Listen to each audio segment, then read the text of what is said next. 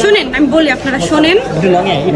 আমাকে হুট করে ফোন দেওয়া হয়, ওরা নাকি আফতাবনগরে 6 জন মানুষ 6টা হুন্ডা নিয়ে এসে স্কেল দিয়ে এবং লাঠি নিয়ে ওর স্কেল দিয়ে হাত কাটা হয়েছে, এদিক দিকে হাত কাটা হয়েছে, তার মধ্যে অনেক বাড়ি দেওয়া হয়েছে, এদিক থেকে বাইরানো হয়েছে, মানে হাত পা পুরোটাই ভেঙে দিতে চাইছে, ইভেন ঘাড়ে খুব মারছে, 2 সিনা একদম খুব বিচ্ছিরিভাবে মারছে।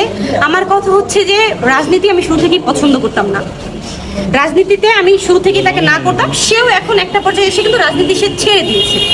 তার কিন্তু সন্তান রয়েছে, তার 3টা সন্তান রয়েছে, তার ফ্যামিলি রয়েছে, তার উপরে এইভাবে হামলা করা একদমই অহেতুক।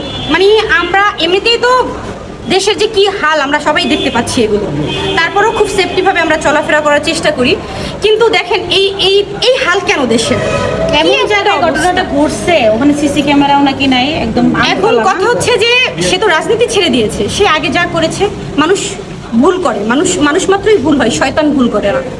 এখন সে তো রাজনীতি ছেড়ে দিয়েছে, তারপরও তার উপরে হামলা করা শেষ হচ্ছে না, একটার পর একটা হামলা, একটার পর একটা হামলা, আজকে তো একদম মেরেই ফেলতে চেয়েছে। একটা মানুষ এখন বেঁচে হামলা করে কি লাভ? যে রাজনীতি ছেড়ে দিয়েছে, আপনাদের কাছে তো সমর্থন করেছে যে আমি আর রাজনীতি কখনোই করবো না, তারপরে কেন আপনারা তার উপরে এত